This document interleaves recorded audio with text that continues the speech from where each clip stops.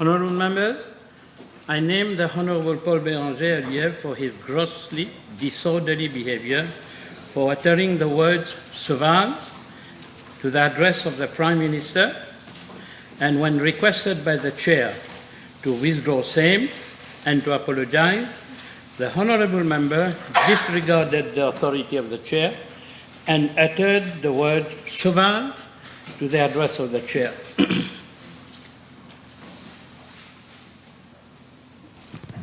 Mr. Speaker, sir, in view of your decision to name the Honourable Paul Béranger, I beg under Standing Order 17.3 to take the time of the House for urgent business.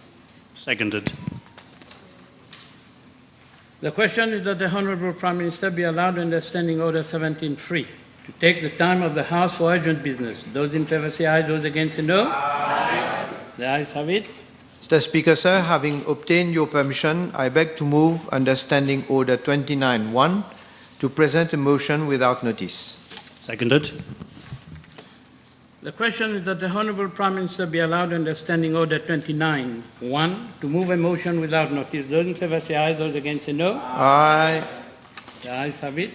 Mr. Speaker, sir, in view of your decision to name the Honourable Paul Béranger, I beg to move that the Honourable Paul Béranger be suspended from the service of the Assembly for today's sitting and the next 6 sittings unless unreserved apologies are tendered to the House. Seconded. The question is that the Honourable Paul Béranger be suspended from the service of the Assembly for today's sitting and the next 6 sittings unless unreserved apologies are tendered to the House. Those in favour say aye, those against say no. Aye. The ayes have it. Honourable members, I named the Honourable Bagwan earlier for using abusive language against the decorum of the House by uttering the words 20 Speaker Sewage, Sauvage, Machara, Voler, Soucer.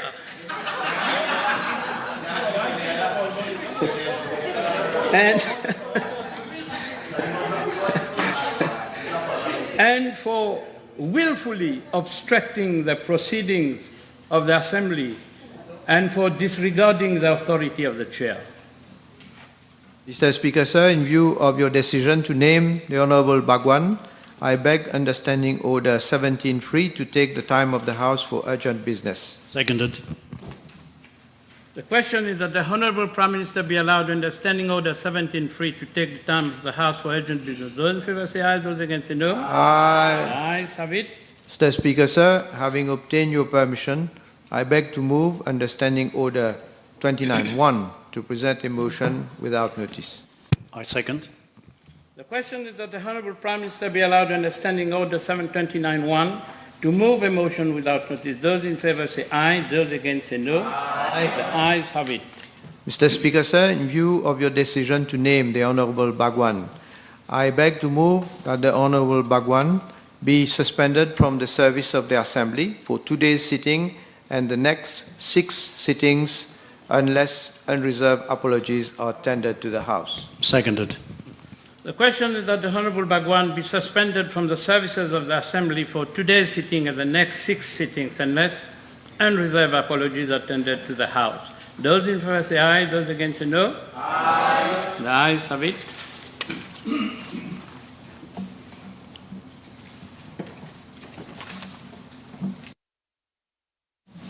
I have to. The table has been advised that PQ B160, 161, 164, 165, 167, 168 have been withdrawn. Also, PQ B170, B177, B178, 186, 187, 190, 196, 202, 206, 210, 214, 215, 216 have been withdrawn. Next question.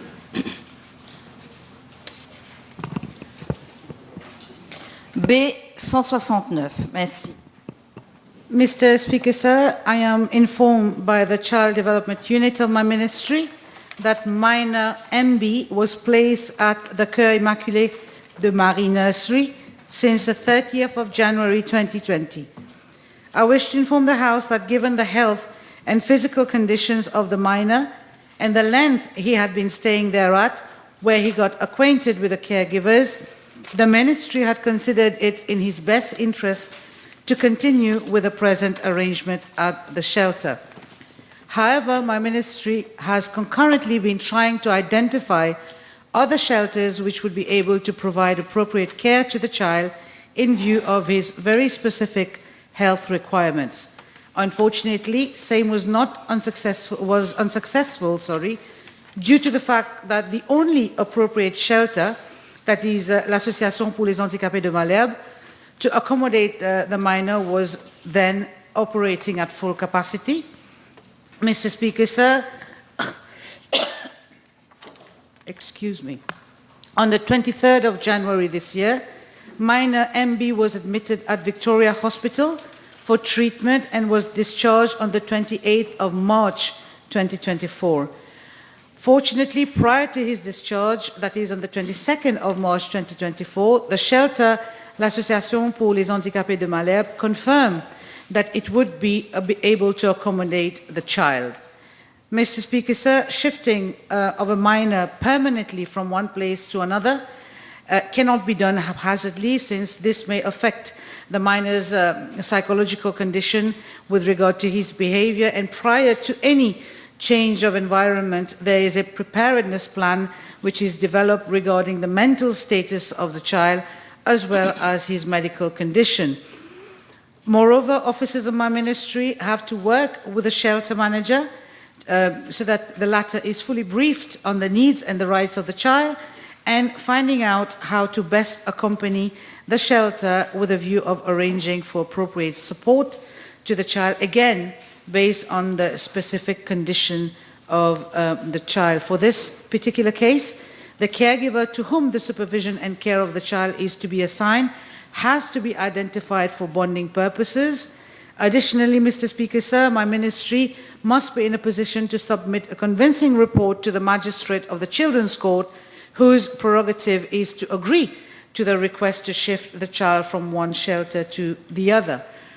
I also wish to inform the House that the transfer of the minor has already been worked out, and incessantly the minor will be transferred to shelter Association pour les handicapés de Malherbe, which is more appropriate and more conducive given his physical and medical situation.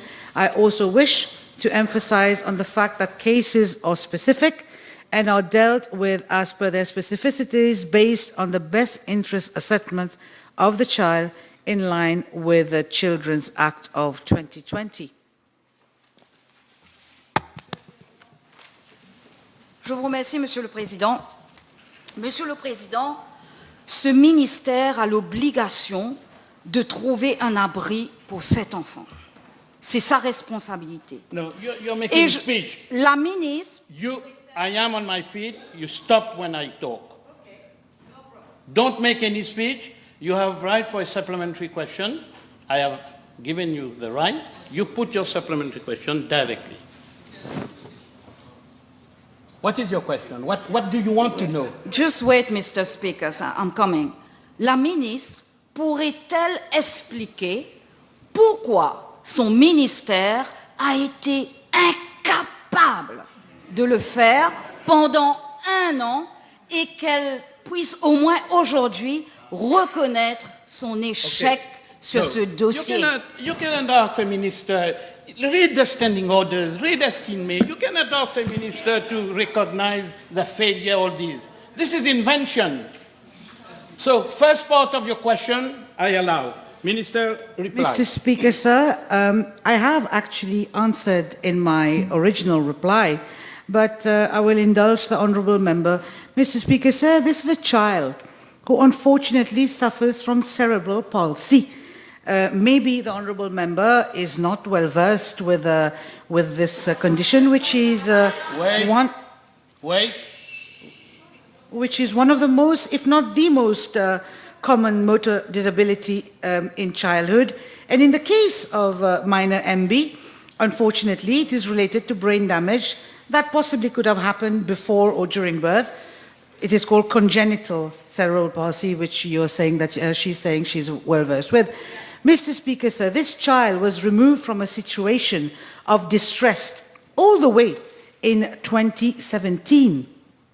This child has oral aversion. This child has been in ICU, where the prognosis by the professionals was very, very poor. A child like this, before we can relocate this minor, there has to be a thorough preparedness plan. It is not a minor who is enjoying full motor capacity. This is a minor who has very specific and unfortunately severe medical condition that need to be able to be catered for. And I have said in my initial reply that at the time being, there is a shelter called Association pour les handicapés de Malherbe, which is well equipped and conducive for such patients, for such minors. Therefore, Mr. Speaker, sir, it is completely erroneous for the honourable member to purport that the ministry was incapable or failed the minor. We have worked in the best interest of the child. As simple as that. This question has been sufficiently canvassed. I move to the next question, MP Fouquier.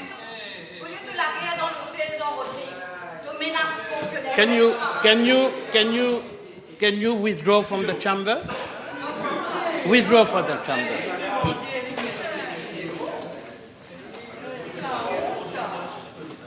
MP Fouquier. B 171.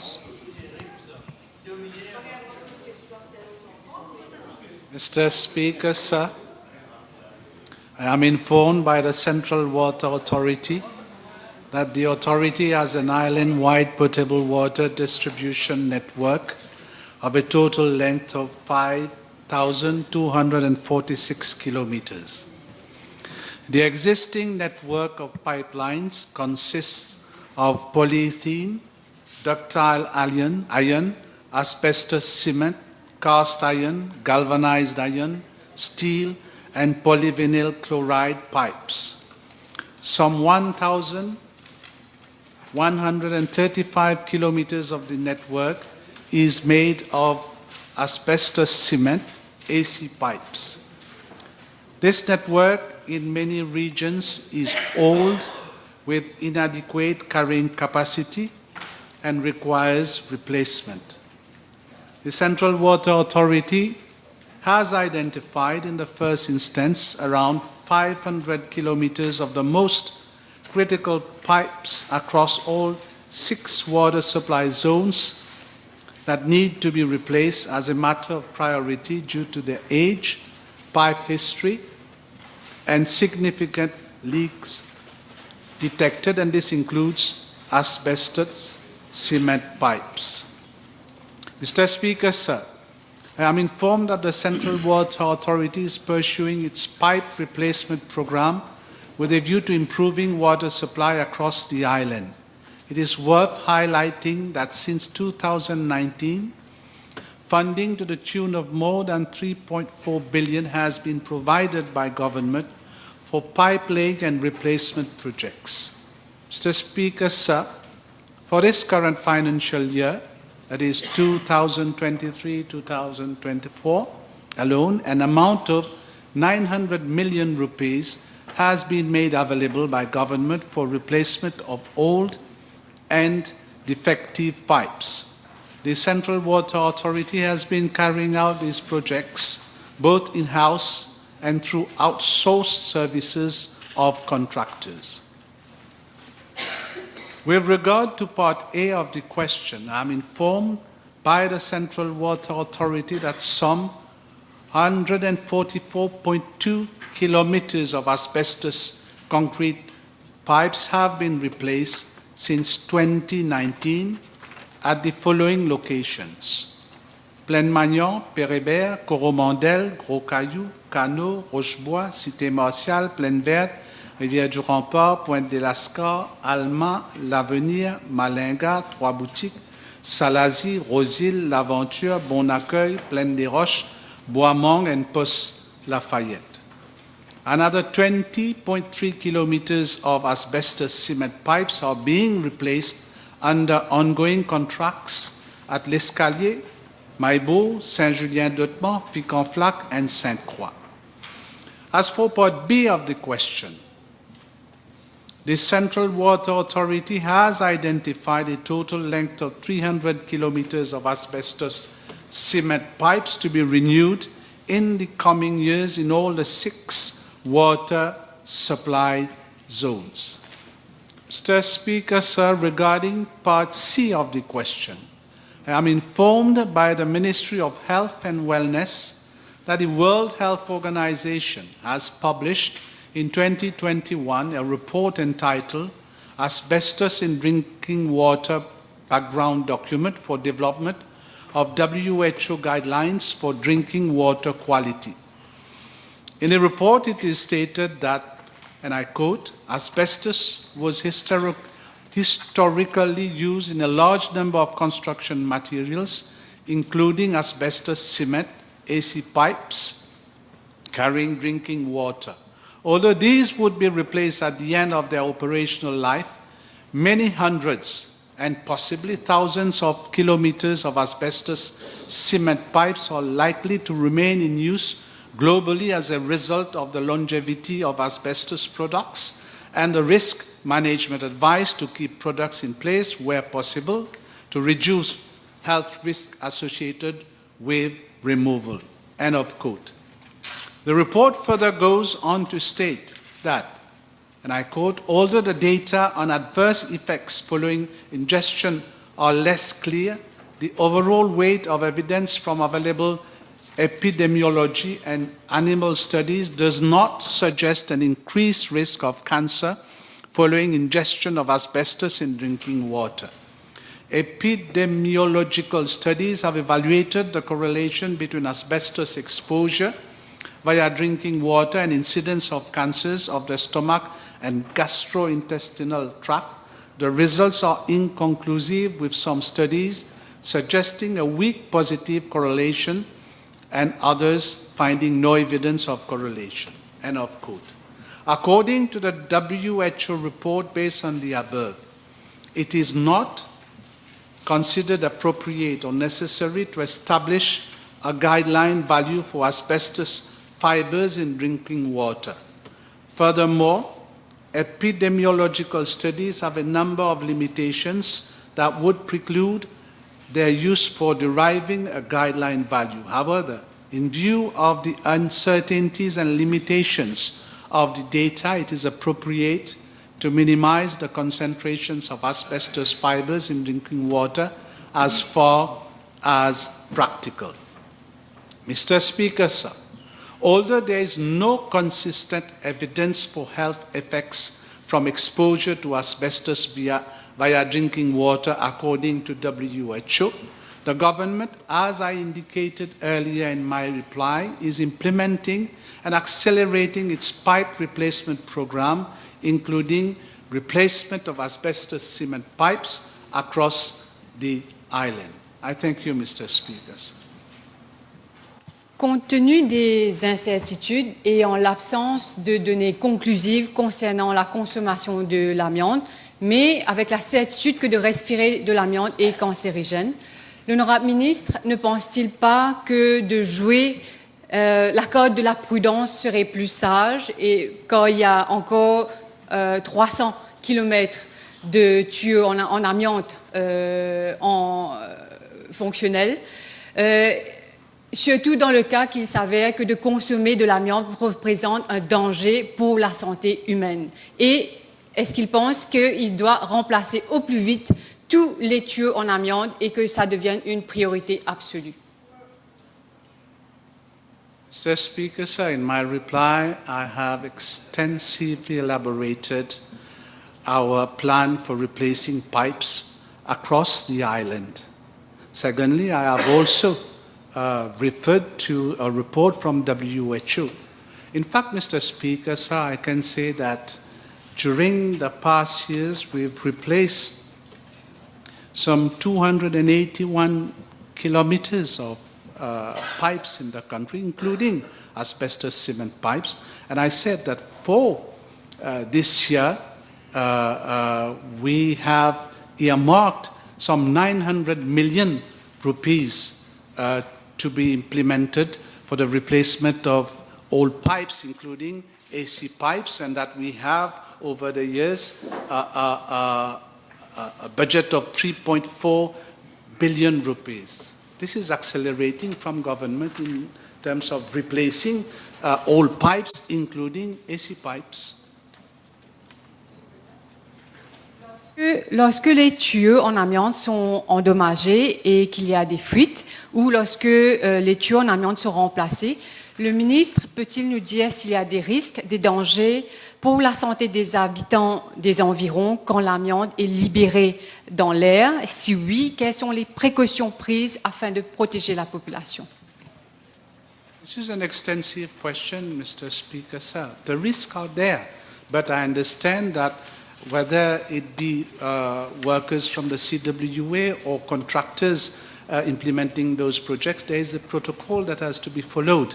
And that protocol deals, in fact, with what are the measures that have to be taken in case there is an accident or a problem occurring on the site where they are working. MP Boda. Thank you. B172, please. Mr. Speaker, sir, I'm informed that following requests made by Honourable Itu, surveys were carried out by officers of the Infrastructure Management Unit of my ministry and the Ministry of National Infrastructure and Community Development. The latter issued a works order on the 27th February 2024 under its framework agreement to carry out infrastructural works at La Pérouse Government School, which include the following: removal and replacement of existing metal roofs, roof sheets in the administrative block and classrooms of the primary section, removal and replacement of existing false ceiling, bird netting, removal and replacement of existing purlin and trusses where required, installation of new eaves and painting of the metal, and painting of the building and boundary walls. The works have started on the 15th March 2024 and are due to be completed on the 31st July 2024. Mr. Speaker, sir, I'm also informed that upon completion of the infrastructural works, electrical wiring works will have to be carried out in the school.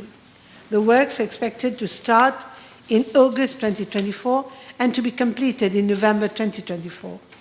Furthermore, repairs to the toilet block and the placing of aluminium windows on the first floor will subsequently be carried out.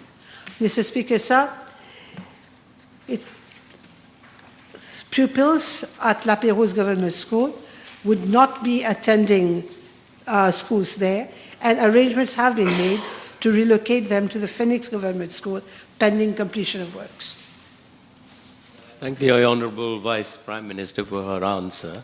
I have two small questions. First of all, can she confirm then that school will resume at La Pérouse Government School only at the beginning of 2025? Mr. Speaker, sir, from the notes that I have here, it would appear that the work would end in November 2024. So most probably, the school or the students will be able to go back to school at La Pérouse in 2025. Question, Mr. Speaker. Are there any additional facilities which are going to be envisaged at that school, for example, for IT or sports facilities for other activities? Mr. Speaker, sir, I'm not aware of any of these, but in case there is a need for these, we will certainly implement them at the school. Next question, MP Ganga Prasad, absent. MP Vucit, absent. MP Utim. B175. Mr. Speaker, sir, in my replies to previous PQs on this subject matter, I had briefed extensively the House on the Pai Gibi Sewage Project Phase 2 and the contract awarded to Sino Hydro Corporation Limited by the Wastewater Management Authority on 31st July 2019, following the approval of the Central Procurement Board. As I had explained, the attention of the contractor had been drawn regularly by the WMA, the Water Management Authority, the Wastewater Management Authority, since August 2020, through meetings, warning letters, and correspondences towards its failure to execute the works with adequate rate of progress to meet its obligations under the contract. In the light of legal advice and in accordance with the provisions of the contract, and given that there was minimal improvement in rate of progress of works and the contractor did not demonstrate its intention to continue performance of its obligation under the contract, the Wastewater Management Authority decided to terminate the contract with effect from 7th July 2023. Mr. Speaker, sir, with regards to Part A of the question, I am informed by the Wastewater Management Authority that several actions have been taken at the level of the Wastewater Management Authority regarding damages and interest against Sino-Hydro Corporation Limited for breach of contract. Pursuant to subclause 4.2d of the conditions of contract, the performance security of Sino-Hydro Corporation Limited in the amount of 85.1 million rupees has been forfeited on 8 August 2023 and cashed by the Wastewater Management Authority.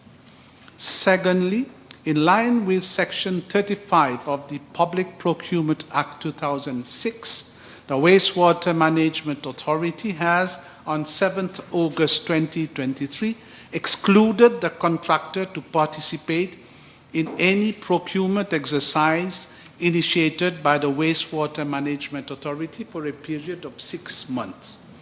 Furthermore, a proposal was made to the Procurement Policy Office on 16th August 2023 for disqualification of the contractor to participate in bidding exercises by public bodies for a period not exceeding 5 years. In its ruling dated 15th March 2024, the Procurement Policy Office has informed the Wastewater Management Authority that the proposal for disqualification of the contractor was declined on account of the fact that there could have been a live dispute between the parties due to a notice served by the contractor on the Wastewater Management Authority to proceed to arbitration under Clause 20 of the contract. I am informed that the Wastewater Management Authority Board at its meeting on 29th March 2024 was not satisfied with the above decision and has requested the authority to seek legal advice on the way forward. Mr. Speaker, sir, however, given that the contract has been terminated prior to completion of the works, the Wastewater Management Authority has appointed the quantity surveyor in October 2023 to assess the valuation at termination, which includes money due as a result of works carried out under the contract, contractor's claim, employer's claim, loss and damage incurred by the employer, amongst others. The report from the quantity surveyor on contractual claims is expected to be submitted to the Wastewater Management Authority by 26 April 2024. Mr. Speaker, sir, with regards to Part B of the question, I stated last week in reply to PQB 117 that following the termination of the contract, it was decided that the outstanding works under the above contract be carried out in a phased manner. In the first instance, priority is given to implementing projects so as to make beneficial use of the assets which have already been constructed under the contract so far. I wish to add that under Phase 2A of the Pai-Gibi Sewage project, the contract for permanent road reinstatement works at Pai was awarded to Gamma Construction Limited on the 25th September 2023 for the contract sum of 40 million rupees, 426,240 rupees, excluding VAT, for a duration of 6 months.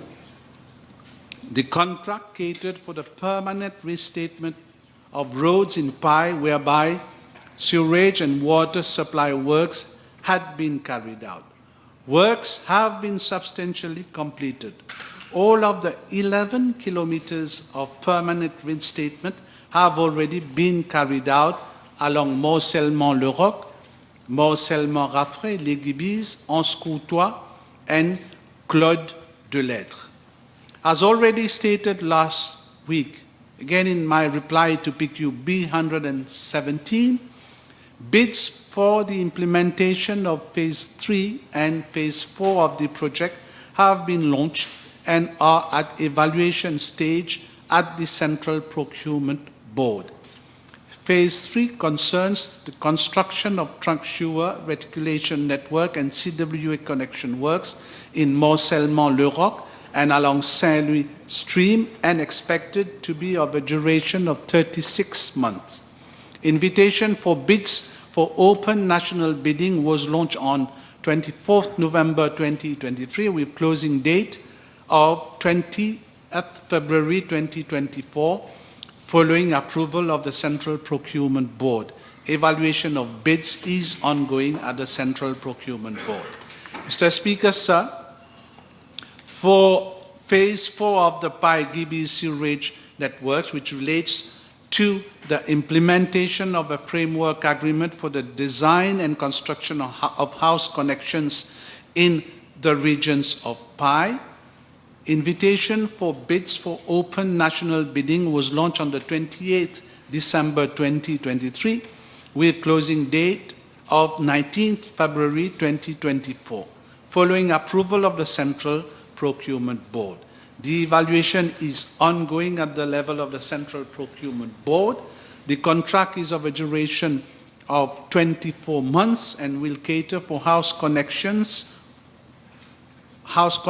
works at Morcellement-Raffray, Les Guibis, Anse-Courtois, and Claude de Lettres, where sewers have already been laid under the previous contract. I thank you, Mr. Speaker, sir. And from the Honourable Minister, what is the time frame for the connection to the house? Because he mentioned himself that the main sewers have been placed, so when can the people of Pai expect their houses to be connected to the main sewer line? Like I've said in my reply, Mr. Speaker, sir, we are implementing now the project in phases. Like I mentioned, we have Phase 3 and Phase 4, which is under study at the level of the Central Procurement Board. And under Phase 3 and 4, we will have approximately some 225 house connections, but then we, after those Phase 3 and 4, will move to other phases, Mr. Speaker, sir, because we have to move to Phase 10, and Phase 5 to Phase 10 will include some 2,000 house connections out of a total of 4,500, I believe, house connection, and I understand that works with regard to Phase 5 to Phase 10 is expected to start in the year 2026. Minister, in answer to a previous PQ in last year, actually, in May 2023, mentioned that already an amount of 307 million rupees had been paid to Sino Hydro for the work. Can we have an estimate of how much more will this sewage plant, the stage 3, 4 that is mentioned, how much more would that cost taxpayers? Yeah, with regard to Phase 3 and 4, the cost will be around 800 million rupees. And with regard to phase 5 to 10, it will be around 2.062 billion rupees. Next question. Pikiran? B179, please. Mr. Speaker, sir, with your permission, before replying to this PQ, I would like to congratulate our para-athlete, Miss Noémie Alphonse, who ranked 7th in the Boston Marathon. Mr. Speaker, sir, with respect to this PQ, I'm informed by the Mauritius Sports Council that the financial statements for the periods under reference have been finalized and are being incorporated in its annual reports. Thank you. Selon le rapport de l'audit, comme nous l'avons tous constaté, que ce soit le Mauritius Sport Council, que ce soit le Mauritius Multisport Infrastructure Limited, deux organismes tombant sur le ministère des Sports n'ont pas respecté la loi. C'est-à-dire 3 années consécutives, aucun rapport financier n'a été déposé, n'a été soumis. De ce fait, l'honorable ministre ne pense-t-il pas que le board, incluant sa présidente, qui ont visiblement failli à leur tâche, à leur responsabilité, devraient être remplacés as soon as possible? Non, Monsieur le Président. Monsieur le Président, pour l'année financière 2023-2024, 100 millions ont été accordés au Mauritius Sport Council, soit 40 millions de plus par rapport à l'année précédente. De ce fait, comment le ministre peut-il justifier une telle hausse du budget du MSC alors que les comptes de ce dernier n'avaient pas été audités durant 3 années financières consécutives? N'est-ce pas là, comment dirais-je, récompenser ceux qui font mal leur travail? Monsieur le Président, je crois que l'honorable membre n'a pas saisi ce que j'ai dit dans ma réponse. I will repeat, the financial statements have been finalized. C'est vrai, cela a pris un peu de temps. Il y a eu des soucis techniques, très techniques même, et où la MSC a dû travailler pour catch up the different backlogs qu'il y a eu, qui datent depuis assez longtemps, depuis bien avant, c'est-à-dire depuis avant 2015, Monsieur le Président. Et c'est ça qui a fait qu'il y a eu du retard. Maintenant, la chose a été réglée et les financial statements vont suivre le cours naturel. Next question, Ampina Vamari. B180. Mr. Speaker, the protection, security, and well-being of our elders are among the top priorities of our government. This morning, the Prime Minister mentioned during the PNQ the measures that are being taken to ensure the safety and security of our seniors. So in my reply, I will repeat the measures that are being taken to safeguard the security of our elders. Mr. Speaker, since 2014, we have taken measures to ensure that our seniors are financially independent, self-reliant, and safe.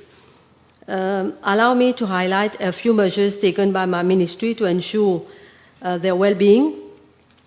My ministry has a welfare and elderly persons protection unit, which is responsible for protection and assistance to elderly persons.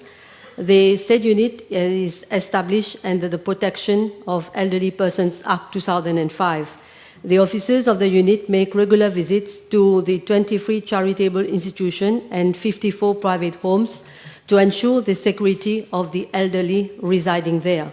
Installation of security cameras in all charitable homes to further protect our seniors. In 2016, We amended the Protection of Elderly Persons Act 2005 to empower officers of the said unit to summon any person for inquiry in case of abuse, and any person who fails to comply with the summons shall commit an offence and shall, on conviction, be liable to a fine not less than 5,000 rupees and not exceeding 10,000 rupees, and to imprisonment for a term not exceeding 6 months. Mr. Speaker, violence, abuse, ill treatment should never be tolerated. At the level of the ministry, there are 2 hotlines, 172 and 199, to register cases.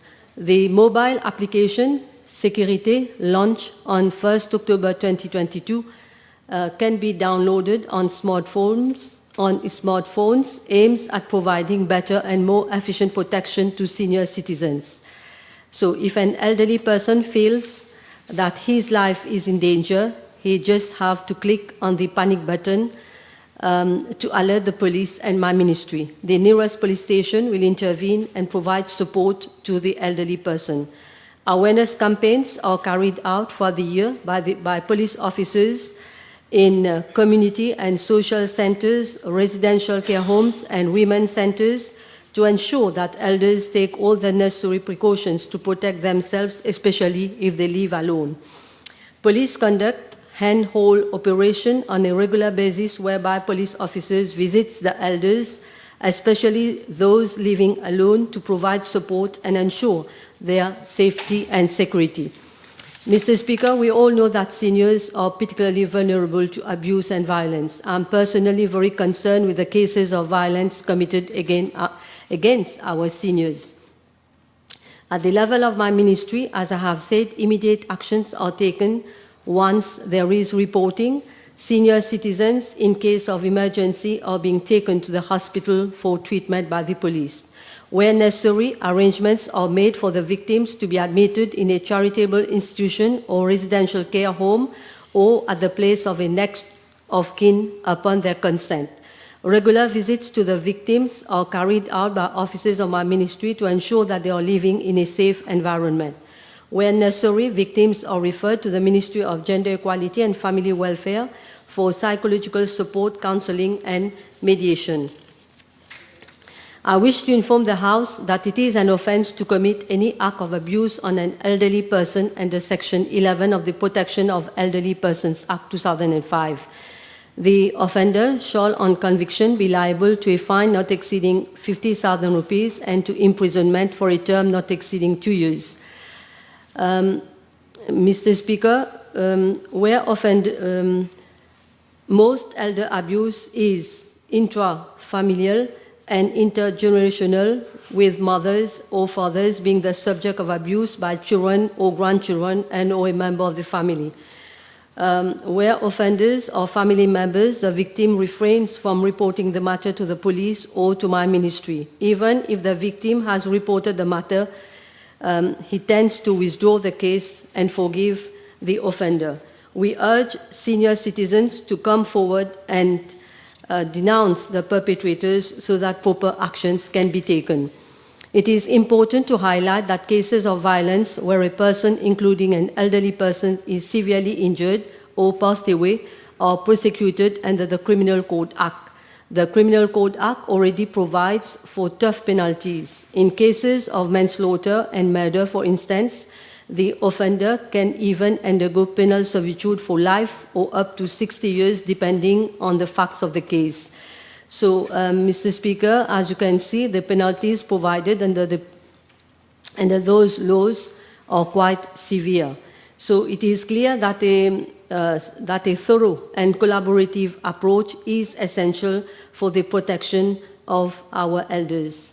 My ministry is currently conducting internal discussions to explore ways in which laws can be tightened, if need be, to further protect our seniors. L'honorable ministre sera d'accord avec moi pour dire que malgré les mesures annoncées par elle et son ministère, les personnes âgées continuent à être la proie des agresseurs. Ne pense-t-elle pas qu'il faut absolument revoir les mesures prises et revoir surtout la législation?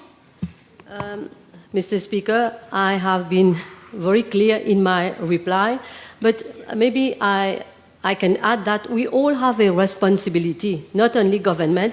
I think all of us have a responsibility to raise awareness, to improve the safety and well-being of seniors, and also we have to check on our parents, grandparents, neighbors, and friends. So unfortunately, nowadays we see that many children tend to take adults in the house for granted and often misbehave with them. So I think it is a duty of each and every one to give a helping hand, to raise awareness and to encourage our senior citizens to come forward and report the matter to the police.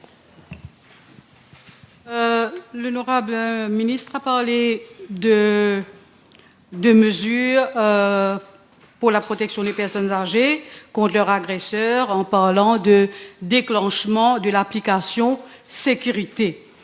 Mais est-ce qu'elle reconnaît que cette mesure ne peut pas avoir les résultats escomptés parce que les personnes âgées, la plupart d'entre elles ne sont pas computer literate, ne connaissent pas comment appliquer cette application justement? Mr. Speaker, my ministry, my officers are helping the senior citizens by giving courses in the community and social centers to help the elders to download the app on their smartphones. If you have any particular case, or if you know senior citizens who are having difficulty to download the app, so you just let me know, so I will set our officers to do the needful and help the senior citizens. Next question. B181.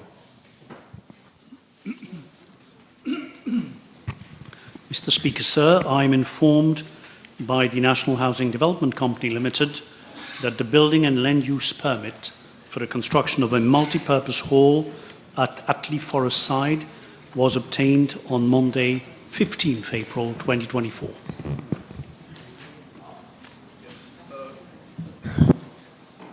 Can I ask the Honourable 15th April 2024? Can I ask the Honourable Deputy Prime Minister whether he finds it normal that NHDC award the contract for the construction of these facilities prior to BLUP being obtained? Because I have with me the letter of acceptance of the NHDC Limited dated 28th of March 2024 accepting the offer from the contractor, MR Contracting Limited, for these very constructions. Mr. Speaker, sir, I once again note that the Honourable Gentleman is much more involved in the internal day-to-day running of the NHDC than I am as a policy maker.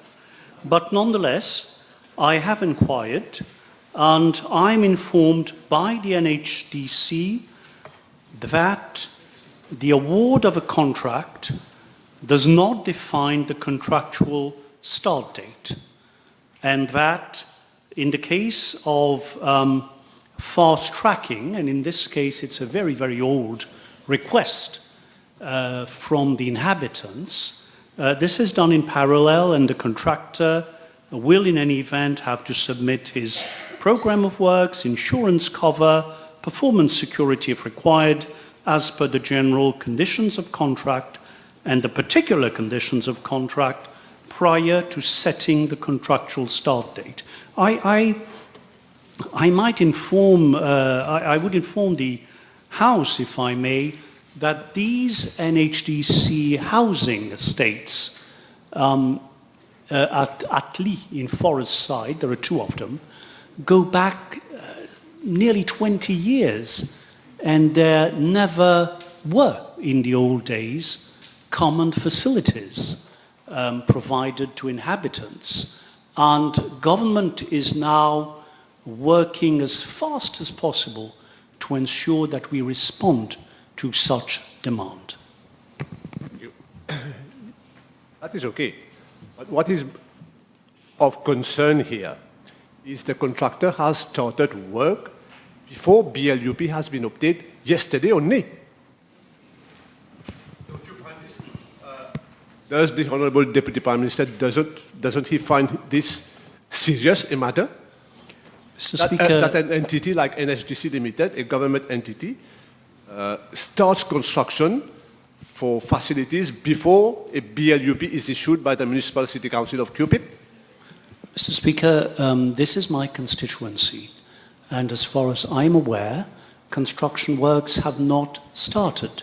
The land has not even yet been cleared, and I was there together with my colleague, the PPS, Honourable Danu, the day before yesterday, and we shall invite the Honourable Gentleman to join us on our next site visit.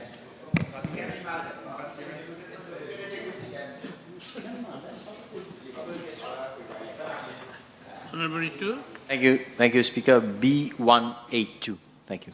Mr. Speaker, sir, magnetic resonance imaging is a non-invasive medical imaging technique which uses strong magnetic fields and radio waves, unlike CT scan which uses X-rays, and this to produce detailed images of internal structure of the body. It is used to diagnose a wide variety of diseases, including staging of cancer and imaging modalities for follow-up in cancer patients. There are currently 3 MRI machines in our regional hospitals, namely Dr. AGG2 Hospital, Sasiu Sagar Ramgulam National Hospital, and one at National Cancer Center.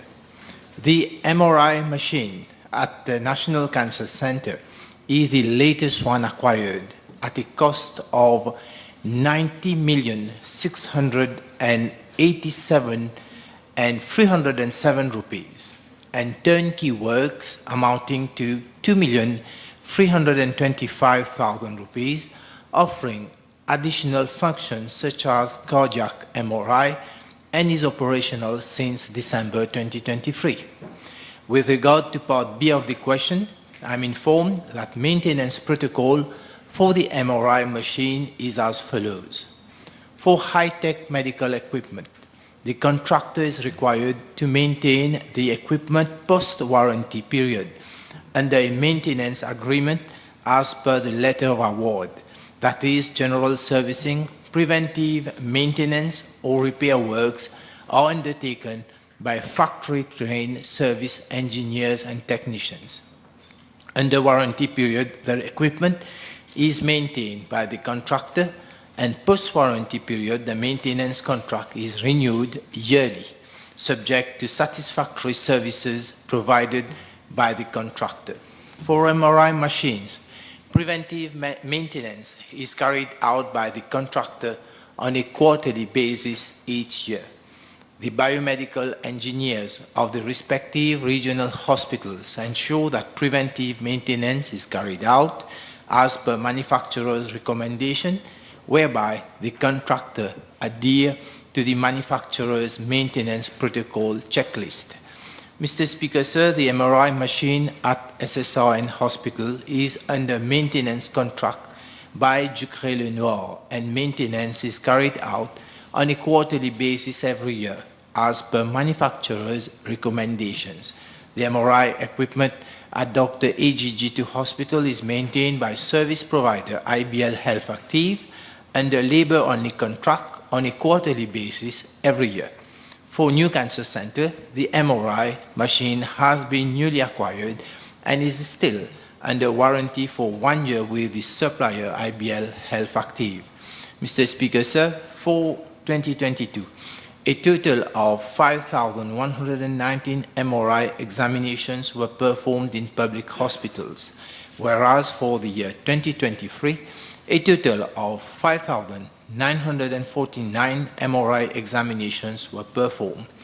This demonstrates government approach towards offering high-tech advanced medical facilities to the population. Thank you, Speaker.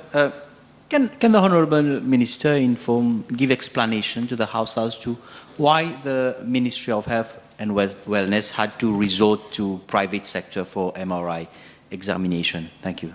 Mr. Speaker, sir, in July 2023, all the free MRI machines were out of order. Given the importance of medical imaging, it was vital to ensure that patients had their MRI examination done as quickly as possible. Due to the accessibility and reliability of our health services, and in view of the increasing number of patients awaiting MRI examination, it was decided to refer all cases on the waiting list of public health institutions to the private sector. On 19th July 2023, expression of interest was launched and quotations were invited. 7 private health institutions responded to the request for bids, and following comparative analysis of bids, the lowest bidder were selected for referral cases. The services of 2 private clinics were enlisted for referral of all routine, non-urgent MRI cases in view to decrease the waiting list at regional hospital. Arrangements were made for G2 Hospital, Victoria Hospital and Jawaharlal Nehru Hospital to refer cases to Saint-Jean Clinic, Belrose, for SSR and Hospital and Dr. Bruno Chong Hospitals. Arrangements were made to refer cases to Eagle Clinic, Centre de Flac. For the period 24th July to 31st July 2023, 495 cases were referred to private health institutions. Patients were referred for MRI up to 30th September 2023, when the waiting list of MRI patients was cleared.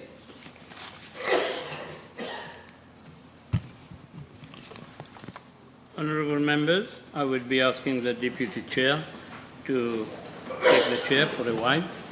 But sit down. Before I leave the chair, let me give my ruling with regard to the point of order raised by Honourable Kundusha. Honourable members, during the private notice question this morning, the Honourable Minister of Gender Equality and Family Welfare raised a point of order to the effect that Honourable Joanna Béranger had uttered the following words to the address of the Honourable Prime Minister. Limem lintui kisnen. I inquired from the Honourable Member as to whether she had uttered these words. She denied. In fact, she lied. I have checked from the recordings, and it is confirmed that Honourable Joanna Béranger in fact did utter the following words, Limem lintui jimun. Honourable members, I don't make any difference. I give my ruling. I rule that the above words are objectionable and unparliamentary, and I invite the Honourable Member to withdraw same with unreserved apologies to the House.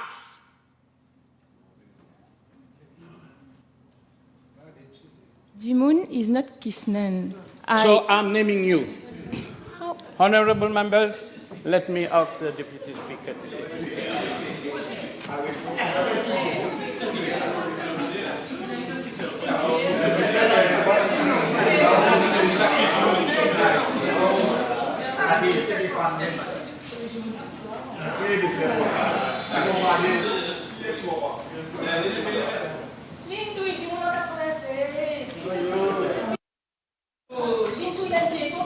Thank you very much. Please be seated.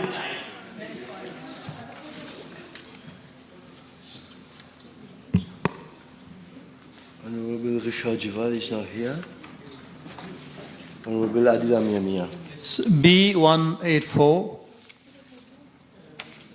Sir, I'm informed by the Municipal Council of Port Louis that the fish, meat and poultry section of the Port Louis Central Market has not been renovated since long and is still sheltered under the building which was constructed more than 100 years ago.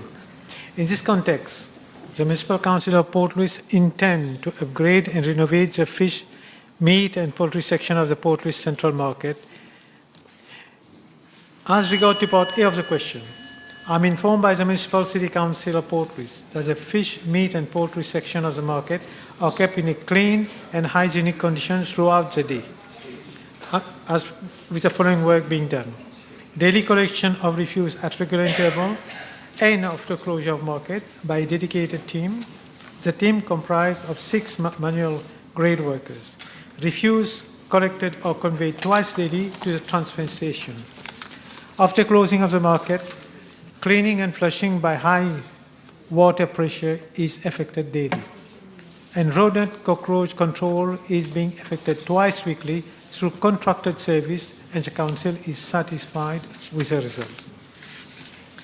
Mr. Deputy Speaker, sir, as regards part B of the question, I'm informed by the Municipal City Council of Port Louis that on the 25th of August 2023, the clearance of the Ministry of Arts and Cultural Heritage was obtained for the Council to proceed with the implementation of the renovation of the market as per recommendation of the overarching Heritage Impact Assessment and the Visual Impact Assessment report.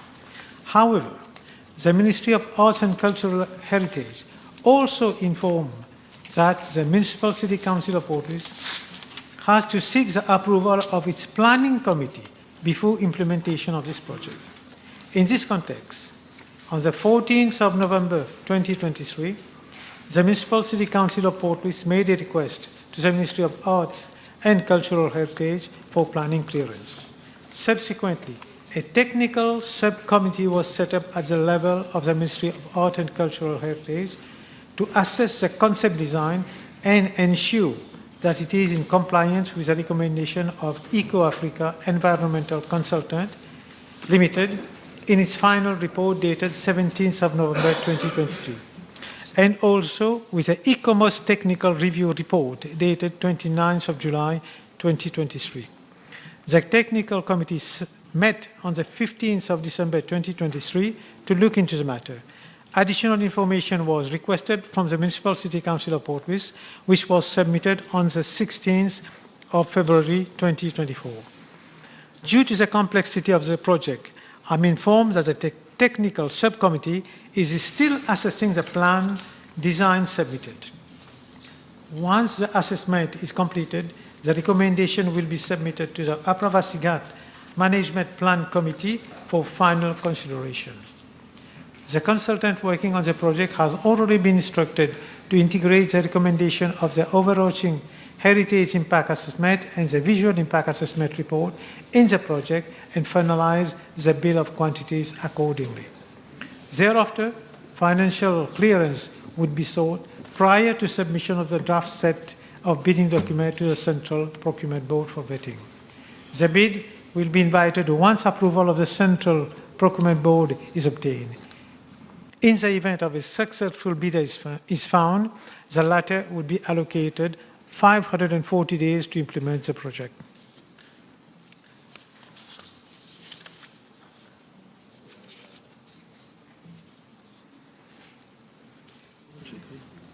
Thank you very much. Next supplementary, please. Yes, Mr. Deputy Speaker. Sir, since many of my colleagues are not present in the House, and also there are some that has been ordered out, I shall have 4 supplementary, which I will ask one by one with your permission. So if I can start, come Speaker. If I can start, Mr. Deputy Speaker, I have been raising this issue in. Wait. How to conduct the business of the Assembly is for me to decide. I've never said something in the contrary. I'm happy if you never said anything in terms of statement of how many questions you want and how many questions you expect me to give. I run the business of the Assembly. Your supplementary, please. I have been raising this issue in the House since 2016, and inclusive of 2016 today, it has been 9 years that I have put a question on this issue. Can I ask the Honourable Minister if he finds it normal, since the decision has been taken by the Council in 2017 up to now, that is almost 8 years, the work has not yet even started. Even the bid is not out. Can I ask the Honourable Minister, does it find it normal that for a renovation it is taking 8 years? Hold your answer. Mr. Deputy Speaker, sir. Hold your answer, please.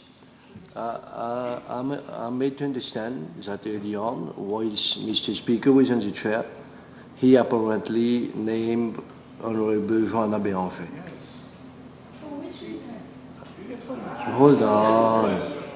Hold on, please. I'm informed by the clerk. This is what it is. There are rules and procedures that are ought to follow. I wouldn't understand normally you would have to withdraw from the chamber. And it's a humble request because I was in the chair when you were named. But according to the procedures that I have to follow, I'll request you to just walk out of the chamber and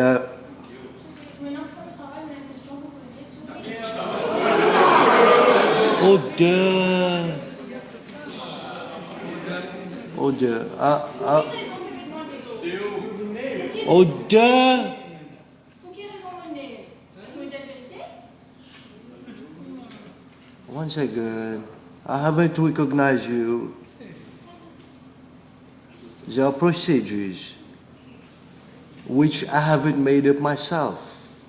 I'm here to follow this procedure. It's a gentle request. If there are matters that you want to sort out with the speaker who was in the chair at the time, please, I'm sure he'll be glad to resolve issues. But as far as I'm concerned, I'm guided by standing orders, I'm guided by asking me, and I have clerks working alongside with me for the good running of the business of the Assembly. So once again, Honourable Joanna Béranger, let's ease up matters. You'll have to gently, it's amicably I'm doing it, that you walk out, and there's a procedure to follow for you to come back. Please do follow heed to my very gentle, nice request. No, I don't want you to qualify me as gentle. Please, I'm humbly requesting you, make the task of my day easy. Yes. Honourable Joanna Béranger, with all due respect, I'm asking you, as per the procedure of this order, or if anyone from the government side want to go home, they will. Honourable Joanna Béranger, I'm sure you know I'm talking very gently. That's a last call, with all due respect for you, to please follow the rule. I'm only new to this Assembly, but I follow the rule hard and fast. You know it quite well. Please, be mindful of the institution. I'll be grateful. Nobody ever asked you so gently, please. Please. Oh, no. No.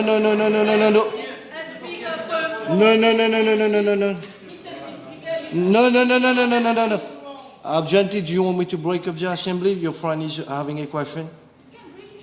No, it's not I won't. Don't waste the time of the Assembly, please. Yeah, voilà, vous comprenez pourquoi vous me refutez quand vous le savez. No, it's not time for debate, please. Do needful, show respect. Answer, Mr. Vice Prime Minister, by the time his answer is done, I need you out, not disturbing the business of the Assembly. Please, Honourable Vice Prime Minister. Mr. Deputy Speaker, as the Honourable Members knows that the Central Market is located in the buffer zone of the Upper Pacific. And any work that is being done in the buffer zone would have to get the authorization of UNESCO. That's why, this is a very long process. Unfortunately, it takes a long time, and we had so many reports. It has to be done. We can't, otherwise we cannot do the renovation. We have to get the authorization of UNESCO. That's why it has taken so. What's your problem?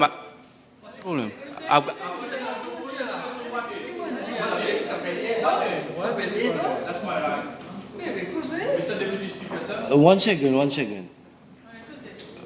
It's clear you all recognize me as Deputy Speaker and the one who conducts the chambers. Yes? You recognize I'm the one who conducts the business of the chamber. So please, no cross talking. I don't need argument from gentlemen. Honorable Adila Miamia?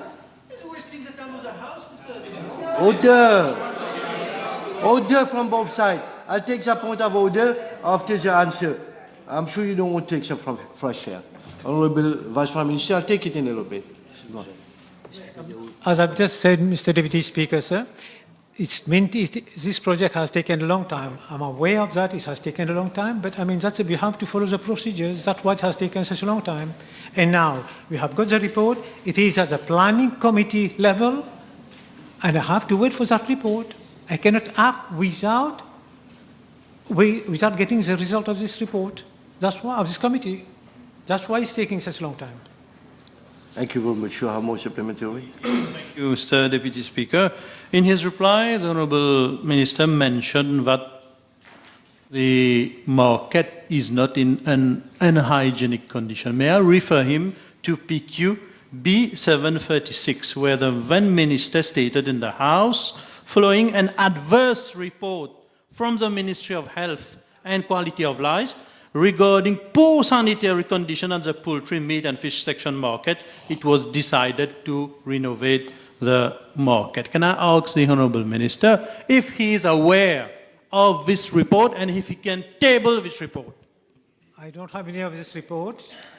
It may have been said before, but what I'm saying, I maintain what I've said because I've got all the report from the Municipal Council of Portruis, what work are being done, what the cleanings that are being done, what kind of chemicals are being done, and all this we have it on paper. So now, it may have been in a bad state previously, but now work are being done to improve the situation. We appreciate. It's not the permanent solution, it's a temporary measures that we are taking, but we can't do otherwise. Does the Honourable Member expect me to go and do and start breaking down the market and put up a building without the proper authorization? His friend earlier, Mr. Osman just said, earlier in the previous question, you can't do a construction if you don't get the authorization. And when I said that, now this time it's wrong. Thank you very much, Honourable Vice Prime Minister. I will break for a few minutes. Honourable Nachedi, I'll come to your point of order.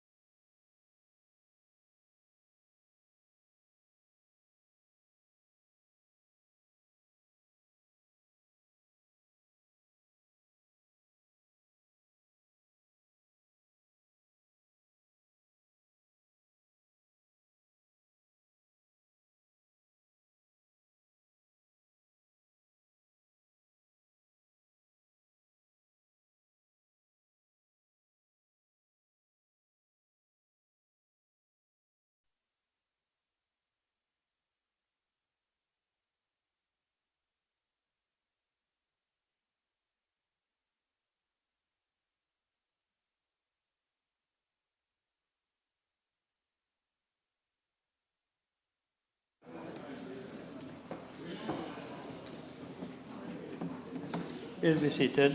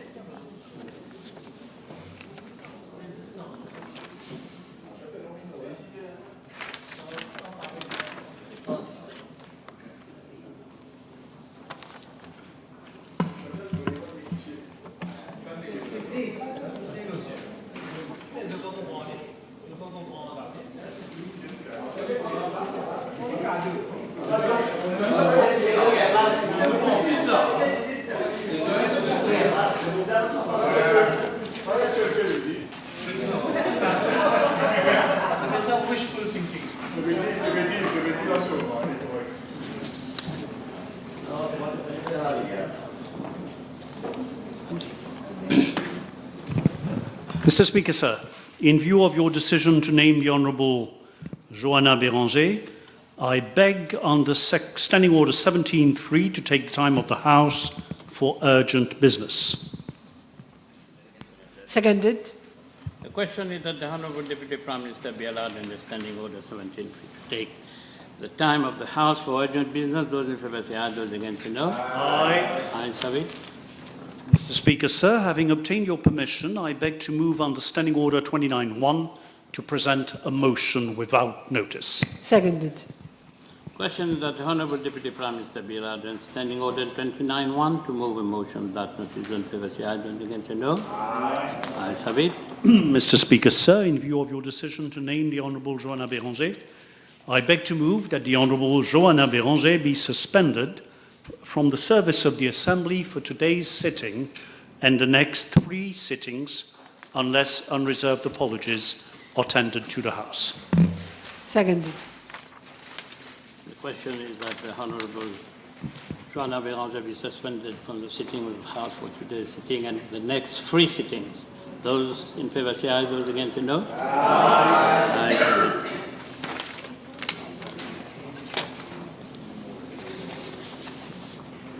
I would ask the Deputy Chair to take back the chair.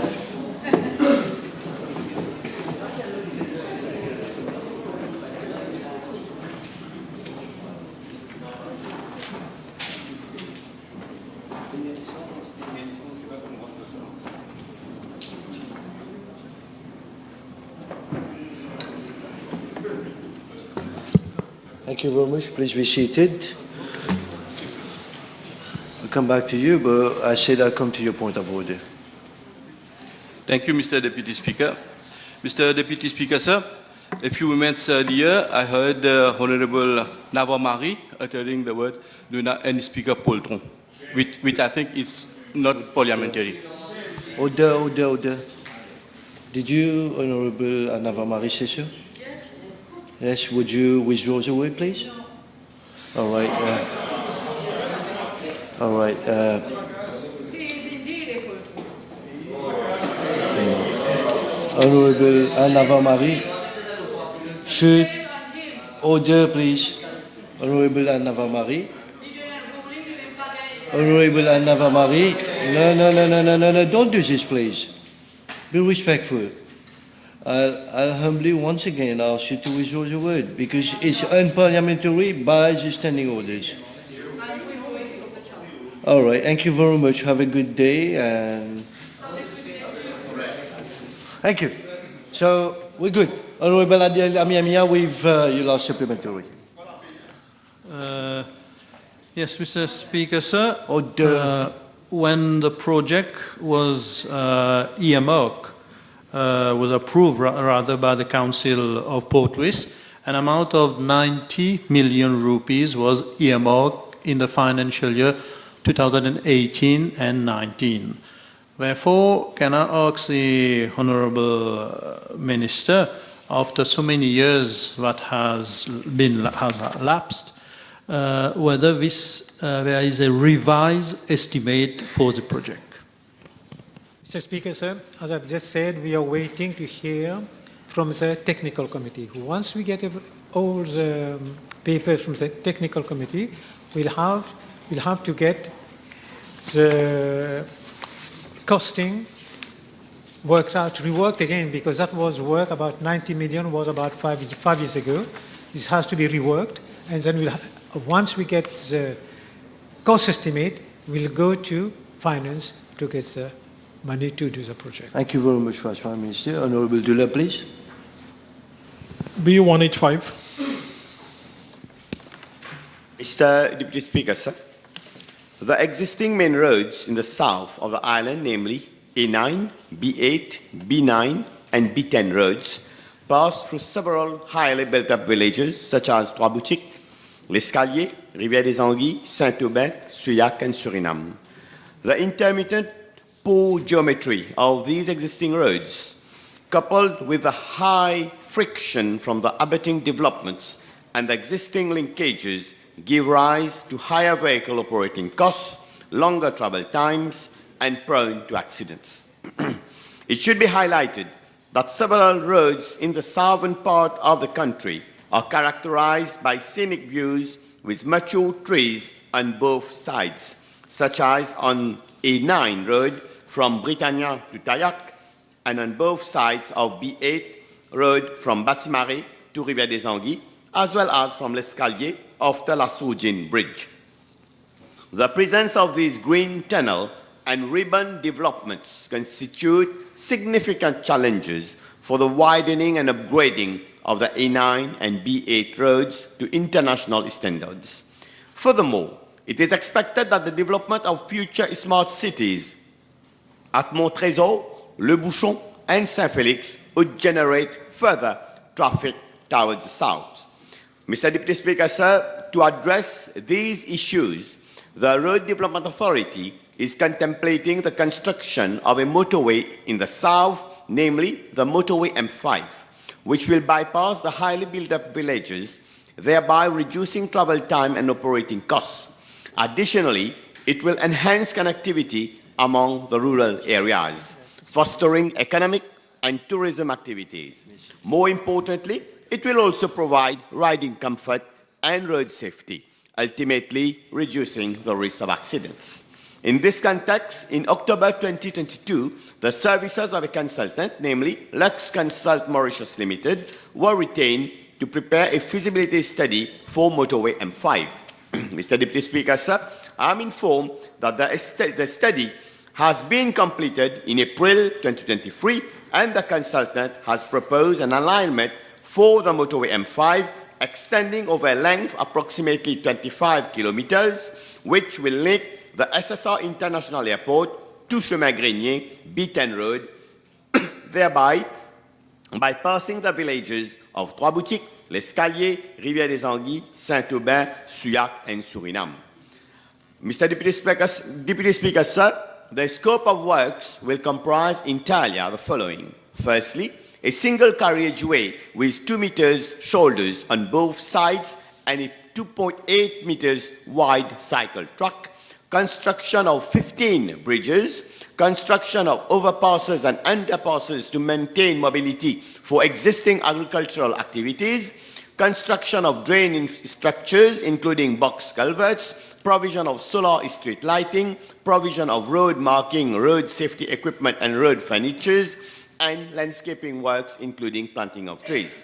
A request for appropriate funding of the implementation of the project is being made in next financial year in the context of the ongoing budgetary exercise. Thank you.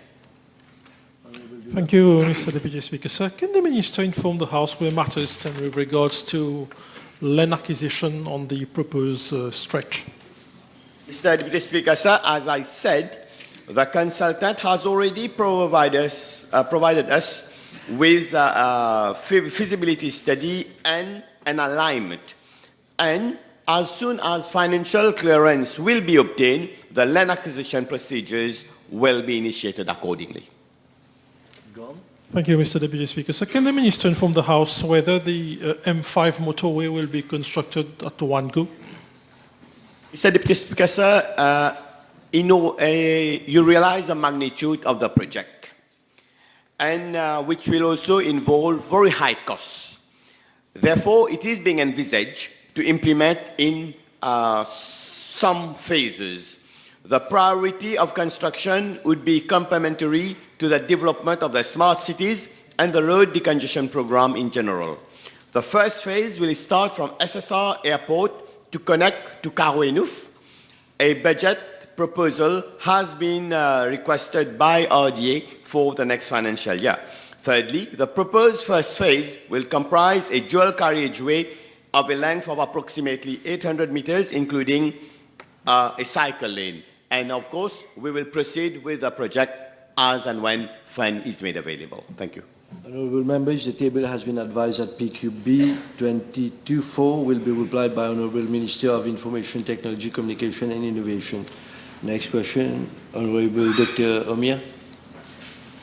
B189, please. Mr. Speaker, sir. Mr. Deputy Speaker, sir, with regard to Part A of the question, I'm informed that over the past 4 years, a total of 85 incidents have been registered, which are as follows. Health Region 1, that is Dr. G2 Hospital, 43 cases. Health Region 2, SSR Hospital, 2 cases. 10 cases for Health Region 3, that is Bruno Chong Hospital. Health Region 4, Jawaharlal Nehru Hospital, 2 cases. And Health Region 5, Victoria Hospital, 28 cases. Mr. Deputy Speaker, sir, out of these 85 cases, 44 thereof concern verbal attacks by patients on staff, and 3 are related to physical incidents by patients on staff. In addition, 30 cases concern verbal incidents by staff on patients, and 8 cases are with regard to verbal incidents between patients. I'm also informed that a total of 74 cases have been referred to police, and 35 thereof are still under inquiry. Mr. Speaker, sir, as regard to Part B of the question, the House may wish to note that there is a police post in each regional hospital which operates on a 24-hour basis to assure the security of personnel as well as patients. Moreover, to ensure discipline and security in casualty departments, hospitals have hired the services of private security firms, which operate on a 24-hour basis. CCTV cameras have also been installed in strategic locations of hospital premises to enhance safety and security. Thank you, Honourable Minister. May I ask the Honourable Minister whether our hospitals are equipped to deal with violent emergencies of a kind that occurred at G2 Hospital on the 9th of the 4th of April 2024, and whether any specific actions will now be taken to prevent such recurrences? Mr. Deputy Speaker, sir, the incident that happened in the main corridor outside Accident and Emergency Department on 5th April. Now, this is the incident. A group of 35 persons armed with crush helmets and baseball bats entered the casualty, running after one particular person. The group of aggressors created much fear in that department, and this matter is under the purview of the police. And we will wait for the police to give its recommendation, and then we can look into that. One more question. Go on.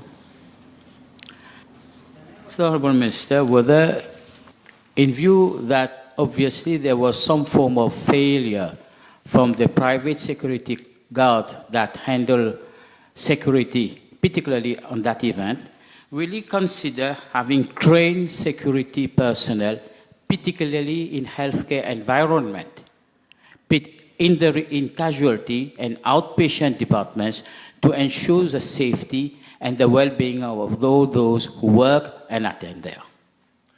Mr. Speaker, Mr. Deputy Speaker, sir, recently, members of the opposite side of the House have entered hospital premises at G2 Hospital without authorization and have come up with video cameras And this, if members, honorable members of this House are acting as such, so that is what is happening. This is the example.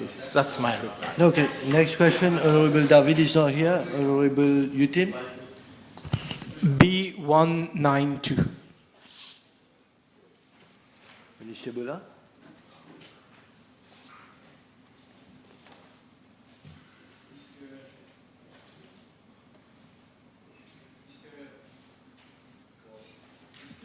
Mr. Deputy Speaker, sir, I am informed by the Financial Services Commission that in accordance with Section 9(1)(b) of the Financial Services Act, Mr. D.T. was appointed as Chief Executive of the Commission on 18th May 2020 for a period of 3 years. Well, regarding part A of the question, since his initial contract for the duration of 3 years had lapsed in May 2023, the board of the FSC had then decided that Mr. DT be reconducted as Chief Executive on a month-to-month basis. On 23rd March 2024, the board finally decided in its own wisdom to terminate the contract of Mr. DT as CEO of the Financial Services Commission. With regard to part B of the question, I am informed by the Financial Services Commission that it will soon look into the process of recruiting a Chief Executive of the Commission. The Honourable Minister just mentioned that the contract of Mr. DT had expired since May 2023.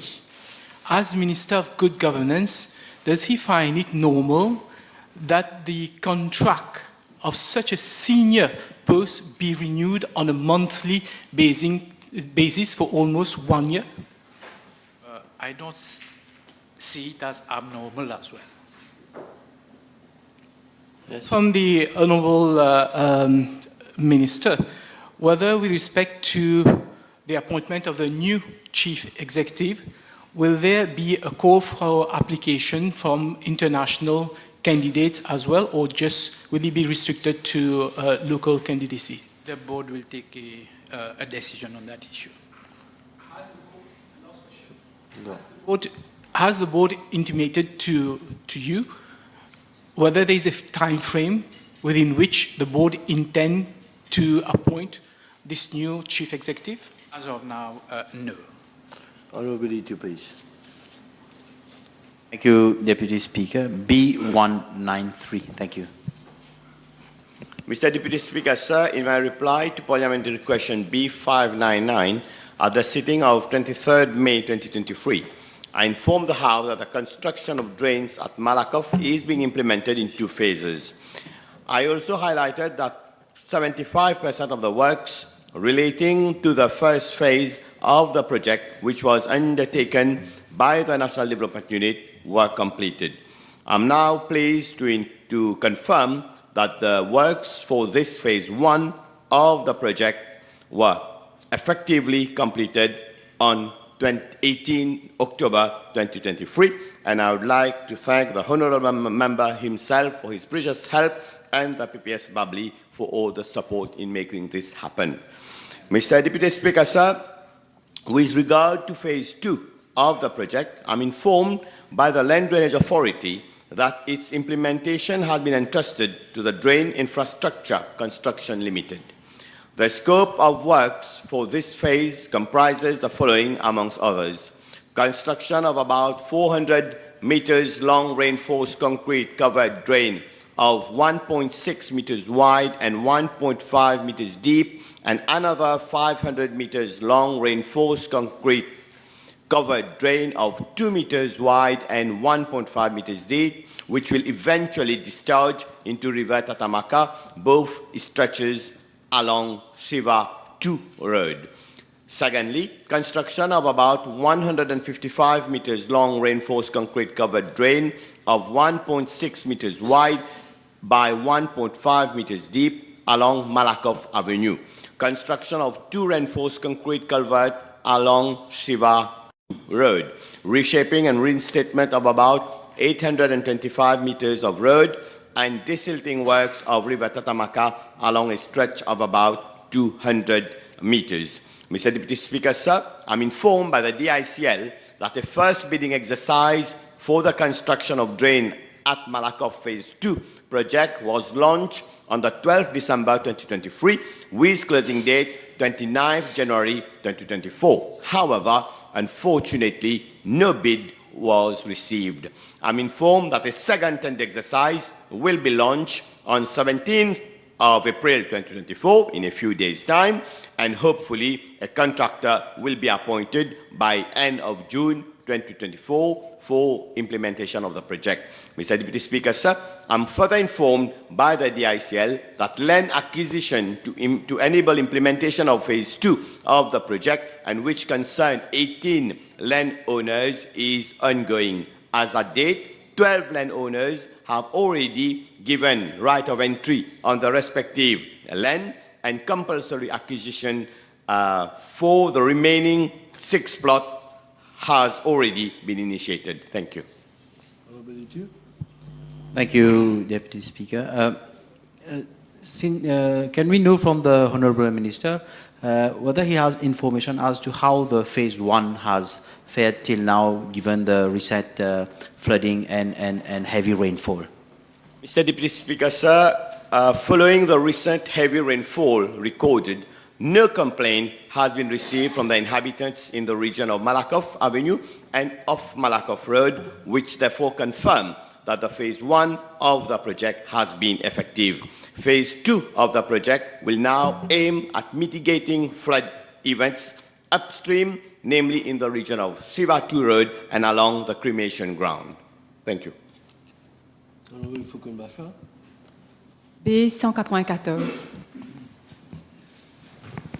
Mr. Deputy Speaker, allow me 2 preliminary remarks concerning this question. Firstly, the question refers to hotel projects, and I have had the occasion to explain that as per the Tourism Authority Act, there is a clear distinction made between hotels per se and other tourism accommodation facilities such as guest houses, tourist residences, and tourism domain. So I take it that the Honourable Lady wants information pertaining to hotels per se. Second preliminary remark is that unfortunately the question does not refer to any specific period in time. So one knows not whether the Honourable Lady wants information as to number of applications since independence in 1968, since the year 2000, since the new government is in place in 2019. In the circumstances, I am providing the information pertaining to the period since I became Minister of Tourism, which is June 2020. Now, I stand informed that since June 2020, my ministry has received 11 applications for construction of new hotels. As at date, I am further informed that 6 such applications have been approved by my ministry. I hasten to add that the approval of the Ministry of Tourism is but one of the various clearances required from a promoter before he can embark upon construction. As regards parts A1 and part B of the information, of the question, the information is being compiled, as is the case for A2, and will be placed in the library of the Assembly very shortly. Merci. Ma question est par rapport à l'annonce de l'honorable ministre par rapport aux 19 nouveaux hôtels en construction qu'il avait annoncés. Ma question donc est à l'honorable ministre. A-t-il l'intention de commanditer une étude par rapport à la capacité, au nombre d'hôtels que notre île peut soutenir, vu les problèmes majeurs que représente désormais le changement climatique, l'érosion des plages, le manque d'eau, etc. Mr. Speaker, sir, at this point in time, there is no decision to freeze the number of hotels. The government is, of course, very concerned by environmental degradation, but I repeat, at this point in time, there is no decision to freeze the number of hotels. Étant donné que le ministre est aussi celui responsable de l'aménagement du territoire, peut-il nous dire si le National Development Strategy, qui inclut la stratégie concernant d'éventuels nouveaux hôtels, sera soumis à une étude environnementale stratégique comme voudrait le Environment Bill? Once again, Mr. Deputy Speaker, with all due respect to the Honourable Lady, the standing orders are very clear. Supplementary information is to elicit further information pertaining to the question. Her question might be very valid, and I should be very happy to respond thereto. But I would suggest that she comes with a substantive question, and I shall provide all the relevant information. Honorable Ganga Prasad is not here. Honorable Adila Miamia. Thank you, Mr. Deputy Speaker. Sir, B197. Honorable Minister Bola. Mr. Deputy Speaker, sir, with regard to Part A of the question, it is to be noted that according to the Director of Audit report for financial year 2022-2023, there are 77 public sector bodies having a deficit totaling 46 billion rupees. The list of these pension funds, including information on the quantum of their actuarial deficits, will be tabled. Mr. Deputy Speaker, sir, with regard to Part B of the question, I wish to inform the House that a number of measures have been taken on a priority basis to address the deficits. For non-revenue generating statutory bodies, a technical committee was set up at the level of the Ministry of Finance, Economic Planning and Development to look into the financial position of the pension funds covered by the Statutory Bodies Pension Funds Act. The committee has made a number of recommendations to be implemented with the short, medium and long term. The short-term recommendations which are presently being implemented include the following. A, increase of the contribution rates of some statutory bodies' pension funds to bring them to at least 18% of the pensionable emoluments as provided under the Statutory Bodies Pension Funds Act. B, injection of cash in pension funds that are unable to meet their pension liabilities as and when required.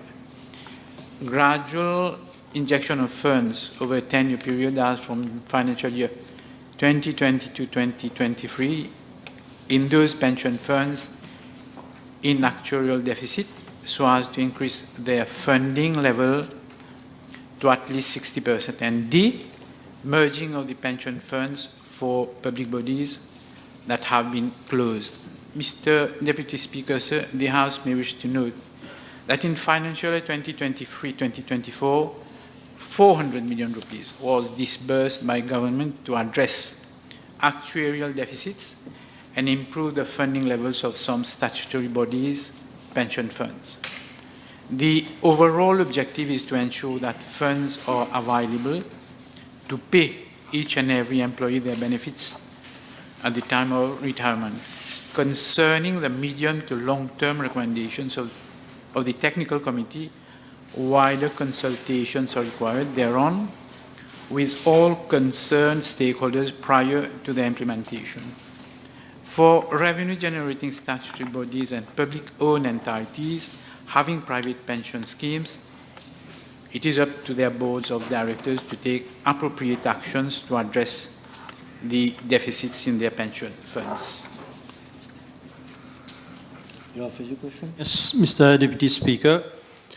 This question is of national importance. And as rightly mentioned by the Honourable Minister, the Director of Audit stated in his last report that our pension deficits for public bodies amount to 46 billion rupees. And year after year it is increasing, and the memoir, it was 40 billion rupees for the previous financial year. And this is very bad news for the employees, because at the time of retirement, it could have that there is no money to pay them. Therefore, as I said, it's of national importance. I won't play politics on this issue. Can I ask the Honourable Minister if he or the substantive minister, when he comes back, is agreeable for the appointment of professionals, experts, including actuaries, in order to redress the situation? At this moment, Mr. Deputy Speaker, I can only convey the suggestion of the Honourable Member to the substantive minister. Okay. Deputy Speaker, one way to address this issue, and mentioned by the Honourable Minister, is to increase the contribution of pension funds. And we are talking of a deficit of 46 billion rupees. It cannot be done in one financial year.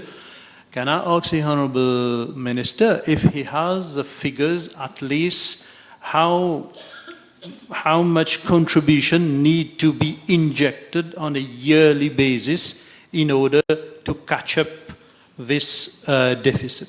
No, this is an actuarial exercise that takes time.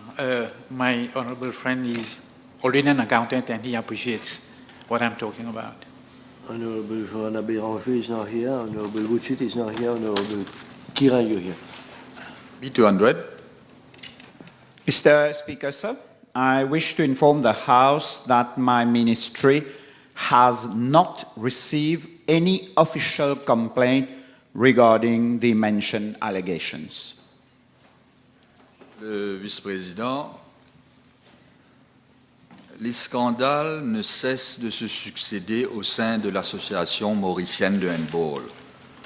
Et cette fédération, et le président de cette fédération, semble-t-il, bénéficie d'une protection hors du commun du ministère des Sports. Et de ce fait, l'honorable ministre ne voit-il pas l'urgence de la mise en place d'une commission d'enquête pour faire la lumière sur tout ce qui se passe au sein de la discipline, même s'il n'a pas, il vient de le dire, j'ai bien compris, même s'il n'a pas reçu de complainte officielle. Monsieur le Président, l'honorable membre, je crois, est assez longtemps ici à poser des questions sur le sport. Et il devrait savoir comment fonctionnent les fédérations. Mon ministère, ou même moi, nous ne pouvons pas, comme on dit, out of the blue, décider de mettre une enquête sur une instance sans qu'il y ait quelque chose d'officiel venant de la part de, et je dis officiel et non anonyme, hein, quelque chose d'officiel venant de la part des joueurs, des entraîneurs, des membres du board. Malheureusement, ce n'est pas comme ça que cela fonctionne. Honorable Dr. Mia. Question. Levez vos mains à la prochaine fois. Laissez-moi voir que vous avez d'autres questions. Ça va, merci. L'honorable ministre semble-t-il, enfin il me semble plutôt ne pas faire grand cas des dénonciations autour de la gestion de la sélection nationale lors des derniers Jeux des îles à Madagascar.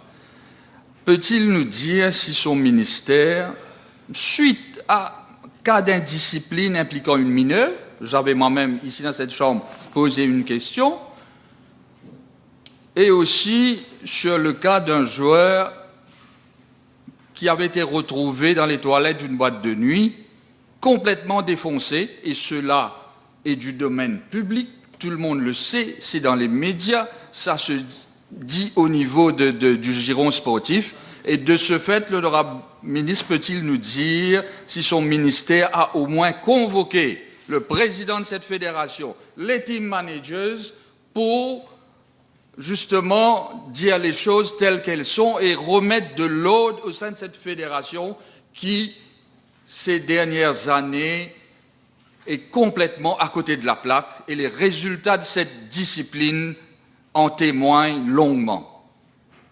Monsieur le Président, on risque de me répéter, je le redis, ce qui a été, je ne sais quoi, rapporté dans la presse ne peut pas devenir une base pour une enquête ou je ne sais quoi. Définitivement, les officiers de mon ministère ont des rencontres régulières avec toutes les fédérations pour parler de la discipline. Oui, il est vrai que les résultats au niveau du handball ne sont pas brillants et c'est de cela que les officiers de mon ministère, quand ils rencontrent la fédération, discutent et essayent de voir comment la fédération peut venir de l'avant avec un plan pour améliorer les résultats. Tout ce qui se dit dans la presse, etc., je suis désolé, ce n'est pas comme ça qu'on fonctionne. S'il y a des personnes, s'il y a quelqu'un qui a trouvé le temps d'aller parler à la presse, mais pourquoi ne pas envoyer une correspondance officielle à la fédération, au ministère ou à moi-même personnellement? À ce moment-là, on pourrait agir. Honorable Dr. Mia. Thank you, Mr. Deputy Speaker. B201. Mr. Speaker, sir, with regard to part A of the question, I'm informed by the Islamic Cultural Center that Mauritius has been allocated with 1,650 visas for Hajj 2024. As countries are allocated visas based on their size of their population, Mauritius was allocated 1,500 visas in the first instance. However, following the intervention of Ambassador Sudan with the Saudi authorities, Mauritius was provided with an additional 150 visas. Regarding the criteria for the selection of pilgrims, I'm further informed that 1,595 Hajis have been selected by the ICC in a chronological order as per the Hajj register. As at date, the last registered number selected for Hajj 2024 is number 18,666. The remaining 55 visas will be allocated to Hajj group leaders, their assistants, and accompanying medical doctors. Moreover, further to recommendations made by an Ulema Advisory Committee in 2014, the following criteria have also been considered for the allocation of the 1,650 visas, as is the case each year. First, preference is given to first-timers. Second, children under 14 years old are not issued visas. And third, Mehram are given special visas where the names of ladies pilgrims are selected and they do not have any Mehram to accompany them. Moreover, carers have also been considered in a couple of special cases, and each group leader is given a visa for every 50 pilgrims. An extra visa is granted to a group for an assistant. Mr. Speaker, sir, I have also been informed that the Ministry of Health of the Kingdom of Saudi Arabia has recommended countries to consider that pilgrims are free from medical conditions that affect physical ability, and this includes the following diseases that often disable the pilgrims from performing Hajj. A. Advanced renal failure requiring hemodialysis or peritoneal dialysis diseases. B. Advanced heart failure with symptoms evident at rest or with minimal physical extortion. C. Chronic pulmonary diseases requiring continuous or intermittent oxygen use. D. Advanced liver cirrhosis with symptoms of hepatic failure such as disorientation or confusion and varices bleeding. E. Advanced neurological disease that impair perception or cognition or with severe motor disability. And finally, senile dementia. Hence, the House will recall that for Hajj 2023, one medical doctor had accompanied the Hajis as a mission member, and some shortcomings were noted as it was difficult for one doctor to cope with 1,650 pilgrims. Following discussions with the ICC, and Hajj group leaders, it has been agreed that for this year's Hajj, operators and group of operators with around 200 Hajis will be given an extra visa for a medical doctor. It is thus noted that we will have 7 doctors, including 2 lady doctors, who will offer medical assistance to Hajis. Mr. Speaker, sir, as regards Part B of the question, the ICC has been informed that the duties and responsibilities of the operators are as per the Islamic Cultural Center Trust Fund Pilgrimage Regulations 2001. That is to produce A, the contract made with any building owner and landlord in Saudi Arabia for the lodging of pilgrims in Mecca and Medina during Hajj season. B, the up-to-date permit of the building he is renting. C, a statement describing all the facilities available in the building. D, a statement of detailed particulars of the services to be provided to pilgrims in Mauritius and in Saudi Arabia. And E, an undertaking that he shall furnish to the board at least 30 days prior to the scheduled departure of the first batch of Hajis to Saudi Arabia, the names, addresses, and national identity card numbers of at least 50 persons duly registered with the center as prospective pilgrims to whom he shall be providing services. Mr. Speaker, sir, concerning Part C of the question, I'm informed by the ICC that accommodation facilities have been booked by the Mauritian Hajj operators with various hotels in Mecca and Medina. These hotels must have prior approval of Saudi authorities and be enlisted on an approved list on the Hajj portal system.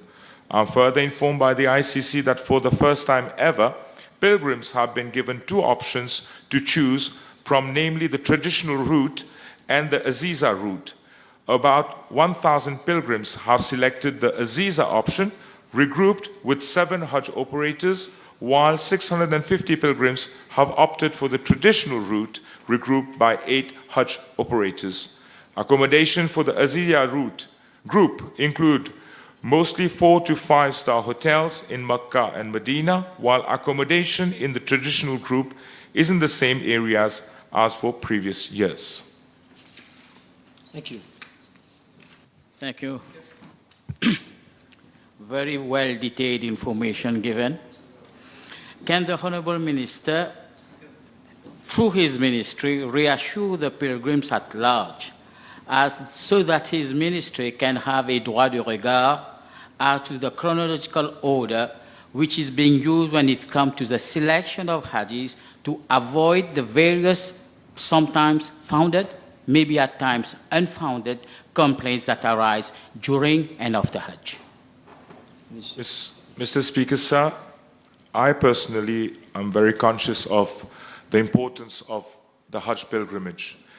And I can reassure the House that we have been working on Hajj 2024 since long and have ensured that the Hajj register not only be kept updated, but also that allocation of visas to pilgrims, to Hajis that will be traveling for Hajj 2024 be in a chronological order, and that there is transparency in the terms being used, the terms and conditions for the allocation of visas. So ICC has ensured that everything is done in a proper manner to ensure that no one is left out, or no one who has the right to go is not being considered.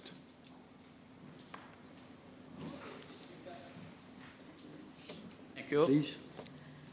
For the smooth running of Hajj, which is a very sensitive issue in this country and which is watched by people from all quarters of the society, may I request the Honourable Minister to see with the ICC, I was a previous chairman myself there, so that a code of conduct, between the code of conduct of each operator, their dire responsibilities toward the Hajjis, be published and affixed at the Islamic Cultural Center, so that a clear picture of the Hajjis' do's and don'ts that can happen in Saudi Arabia to avoid, as you may know yourself, a serious complaint that was levied against one particular operator last year following the demise of her husband.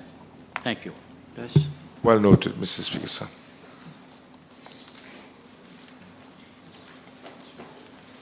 Honorable Adila Memia.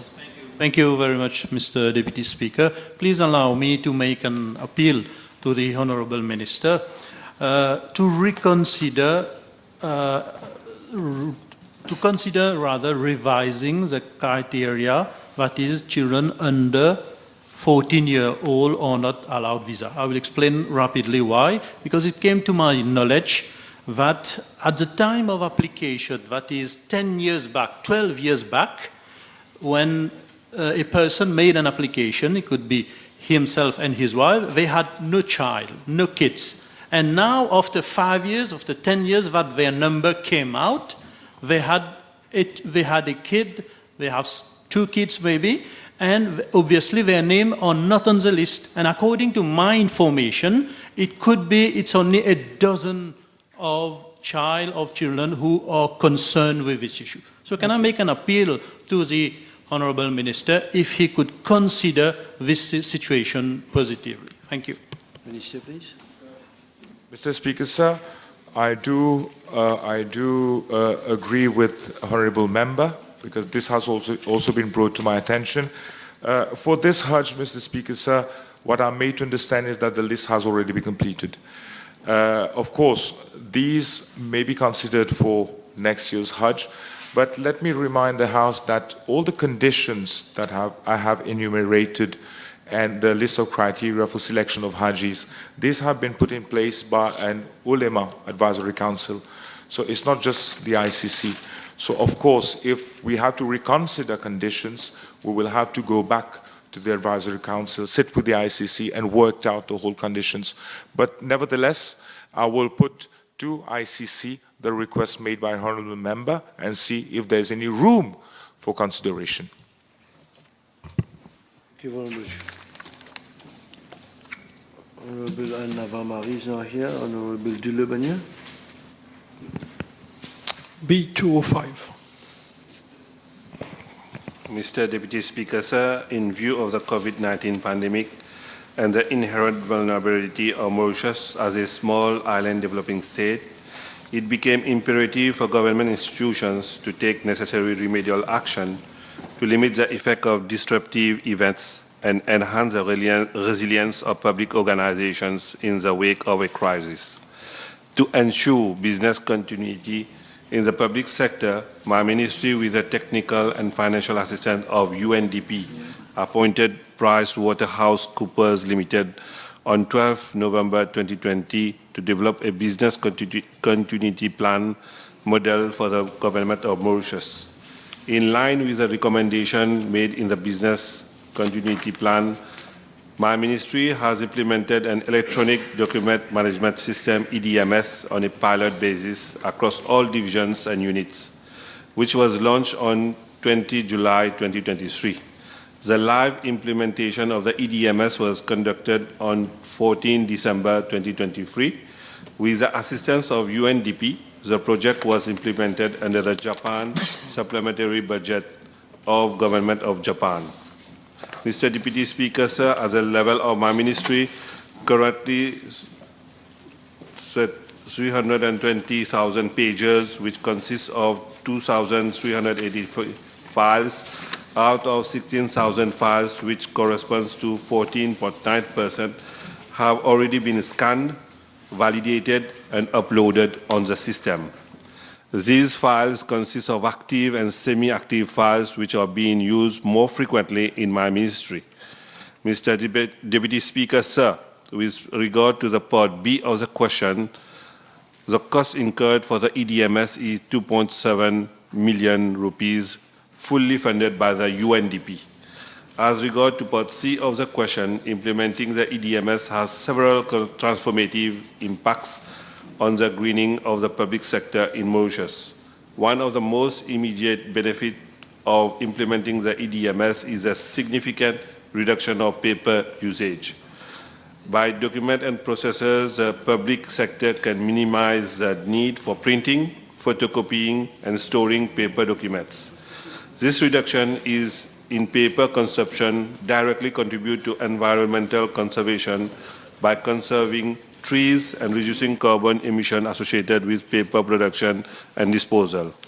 Mr. Speaker, sir, ministries and departments can achieve substantial energy savings by transitioning to digital document management through EDMS as operating and maintaining traditional paper-based document system require significant energy consumption for tasks such as printing, filing, and transportation.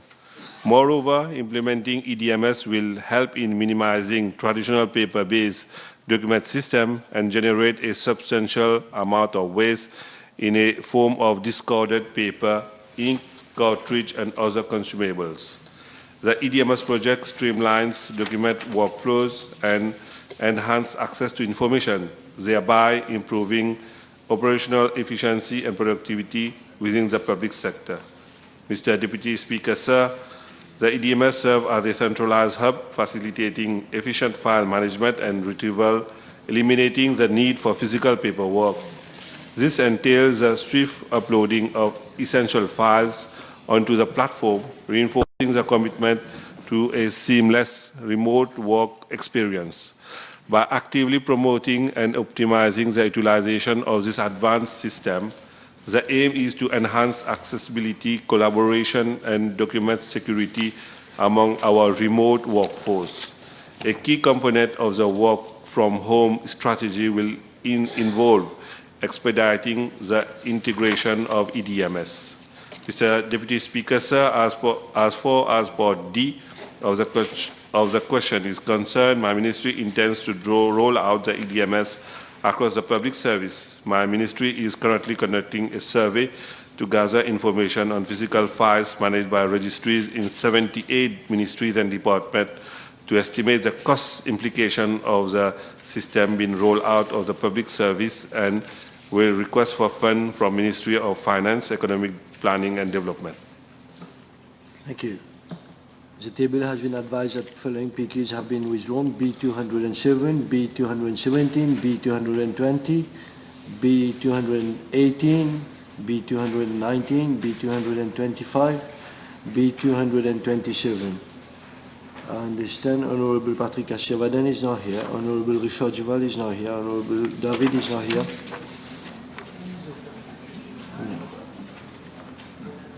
In any event, the time is over.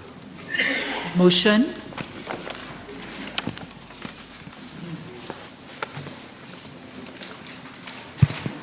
Mr. Speaker, I move that all the business on today's order paper be exempted from the provisions of paragraph 2 of Standing Order 10.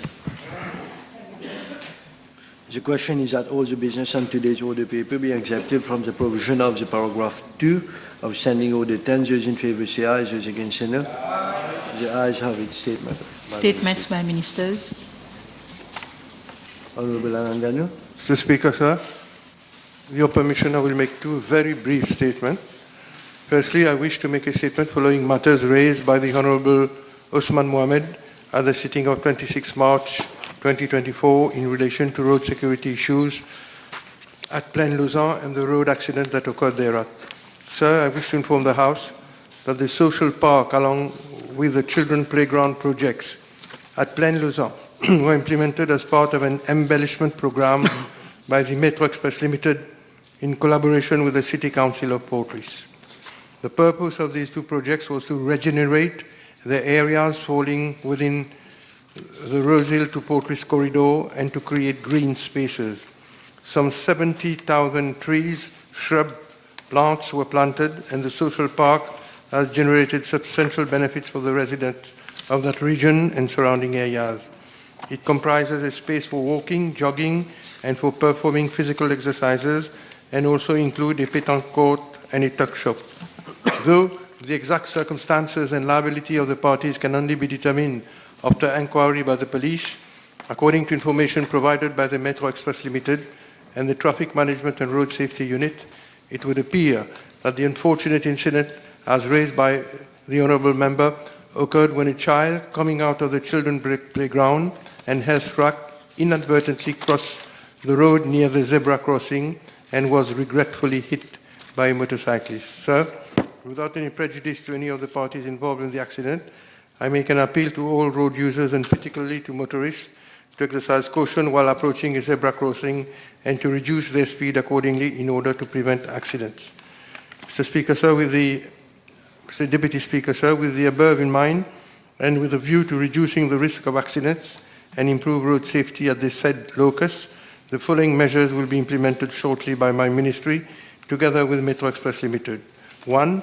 The zebra crossing will be shifted by a few meters to a more appropriate location. 2.